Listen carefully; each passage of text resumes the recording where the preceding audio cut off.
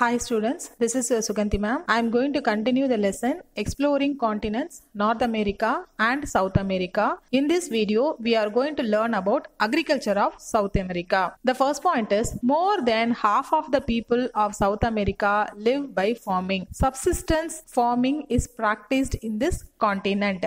Subsistence farming is the practice of growing crops only for one's own use without any surplus for trade. So more than half of the people in South America doing agriculture and they produce things sufficient to themselves. South Americaல இருக்கிற பாதிக்கு மேற்பட்ட மக்கள் வந்து விவசாயத்தை செஞ்சாலும் அவங்க தனக்கு தேவையான பொருட்களை மட்டும்தான் உற்பத்தி பண்ணாங்க. அதை தவிர்க்கிறதுக்காக அவங்க எதையுமே ப்ரொடியூஸ் பண்ணல. Only 3 countries, the Argentina, Uruguay and Brazil have well developed agriculture. Argentina is one of the leading agricultural countries of South America.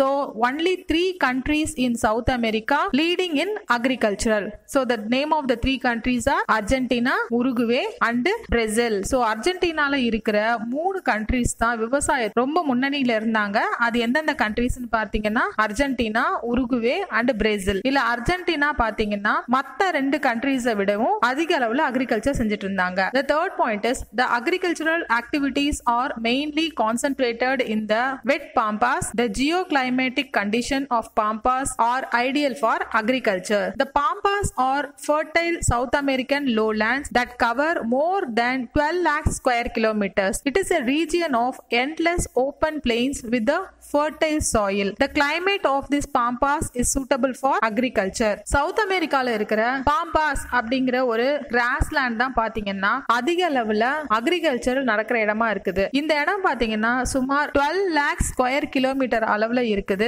இங்க இருக்கிற அந்த கிளைமேட்டிக் கண்டிஷன் பாத்தீங்கன்னா அக்ரிகல்ச்சருக்கு ரொம்ப ஏற்ற வகையில இருக்கு. The next point is wheat and maize are grown on extensive farms in the Argentine pampas. Extensive means covering a large area. Wheat and maize are grown in the large area of Argentine pampas. So கோதுமையும் சோளமும், வீட்னா கோதுமை, மேய்ஸ்னா சோளம், இது ரெண்டுமே பாத்தீங்கன்னா அதிக அளவு பரப்பளவு இருக்கிற அர்ஜென்டைனால இருக்கிற பாம்பாஸ் நிலப்பரப்புல வளர்க்கப்படுது. இந்த Piedmonts of Andes where rivers descends and the climate is favorable, the farmers concentrate on the agricultural vineyard and other citrus fruits. Piedmonts is a gentle slope leading from the foot of mountains to the region of flatland. This region covered with many rivers and this place is suitable for vineyards and citrus fruits. So இந்த Piedmonts அப்படின்னா என்னன்னா மலையில வந்து சரிவான பகுதி. இந்த பகுதியில பாத்தீங்கன்னா அதிக அளவுல ரிவர்ஸ் வந்து ஆண்டிஸ் மலையில இருந்து இறங்கி வரனால இந்த இடத்துல இருக்கிற கிளைமேட்டும் வந்து சூட்டபிளா இருக்கறனால திராட்சை தோட்டங்களும் சிட்ரஸ் ஃப்ரூட்ஸ் அப்படின்னு சொல்லப்படுற எலுமிச்சை, சாத்துக்குடி போன்ற பழங்கள் வளர்றதுக்கும் ஏற்ற சூழ்நிலை இங்க இருக்குது. அதனால விவசாயிகள் அதிக அளவுல இந்த மாதிரியான பழங்களை வந்து இந்த இடத்துல வளர்க்கறாங்க. Cash crops like coffee, cocoa, sugarcane, banana, cotton etc.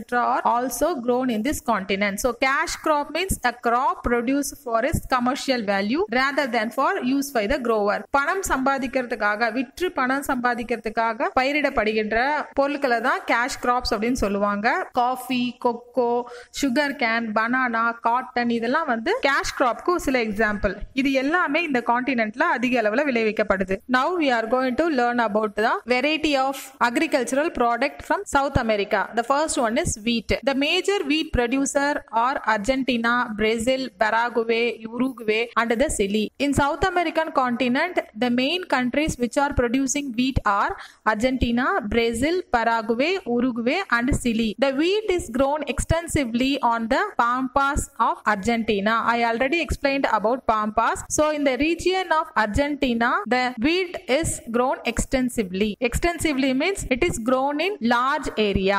Argentina is one of the largest producer and exporter of wheat in the world. So Argentina is the country which is producing and exporting wheat in large amount. Wheat அப்படினா கோதுமை. South அமெரிக்கால இருக்க Argentina, Brazil, Paraguay, Uruguay and Chile போன்ற நாடுகள்ல வந்து வீட் அதிக அளவுல உற்பத்தி செய்யப்படுது. அர்ஜென்டினால இருக்கிற பாம்பாஸ் அப்படிங்கிற பகுதியில தான் அதிக அளவுல வீட் பயிரிடப்படுது. அர்ஜென்டினா வந்து உலகத்திலேயே அதிக அளவுல கோதுமையை உற்பத்தி பண்றது மட்டும் இல்லாம ஏற்றுமதி பண்ற நாடாகவும் இருக்குது. Next we are going to learn about sugar cane. Sugar cane has been cultivated in the humid tropics of South America. Climate plays a very important role in the growth of sugarcane. It needs humid tropics climatic condition to grow well. Spanish and Portuguese introduced sugarcane to the West Indies and Brazil. So first, the people from Spanish and Portuguese only introduced sugarcane to West Indies and Brazil. Brazil is the largest producer of sugar in South America. In South America, Brazil is the country which is producing large amount of sugarcane. So நம்ம அடுத்து பார்க்க போறது sugarcane. Sugarcane கரும்பு. இந்த கரும்பு வந்து விளையறதுக்கு அதோட climate ரொம்ப முக்கியம். கரும்பு விளைவிக்கிற இடம் வந்து காற்று ஈரப்பதமோட இருக்கிறது மட்டும் இல்லாம ஒரு குறிப்பிட்ட அளவுக்கு சூடாவும் இருக்கணும். அந்த மாதிரியான இடத்துல தான் sugarcane நல்லா விளையும். ஸ்பானிஷ் நாட்டை சேர்ந்தவங்களும் போர்ச்சுகீஸ் நாட்டை சேர்ந்தவங்க தான் முதல்ல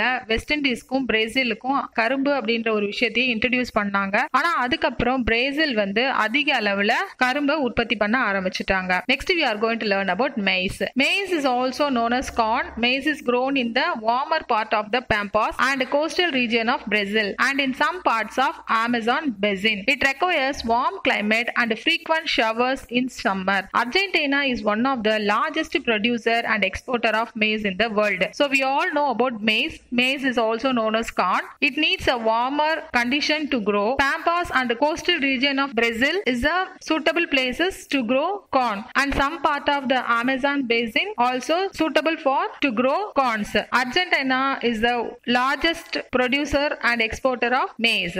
So maize பாத்தீங்கன்னா இத corn அப்படின்னு சொல்லுவாங்க. தமிழ்ல சோளம் அப்படின்னு சொல்லுவாங்க.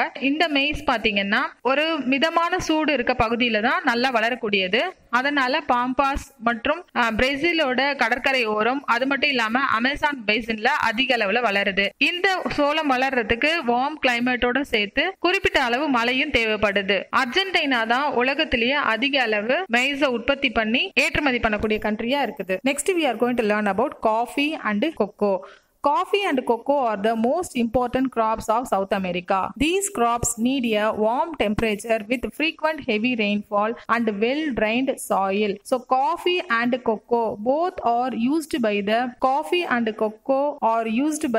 people all over the world. It is very important crop of South America. These crops need a very good climatic condition and heavy rainfall and a well-drained soil. இந்த காஃபியும் கொக்கோவும் பாத்தீங்க அப்படின்னா சவுத் அமெரிக்காவோட ஒரு முக்கியமான கிராப்பா இருக்குது. இந்த காஃபியும் கொக்கோவும் நல்லா விளையணும்னா அதுக்கு ஒரு கிளைமேட் கண்டிஷன் அப்படிங்கிறது ரொம்ப முக்கியம். மிதமாக சூடாகவும் அடிக்கடி மழை பெய்யக்கூடிய இடங்களில் தான் இந்த காஃபியும் கொக்கோவும் விளையும். They grow well in the red soil of Brazilian highland. Brazil is essentially an agrarian country. The red soil which is there in Brazilian highland is suitable for growing coffee and cocoa. Brazil is basically a agricultural country. So this country having a lot of red soil which is suitable for growing coffee and cocoa.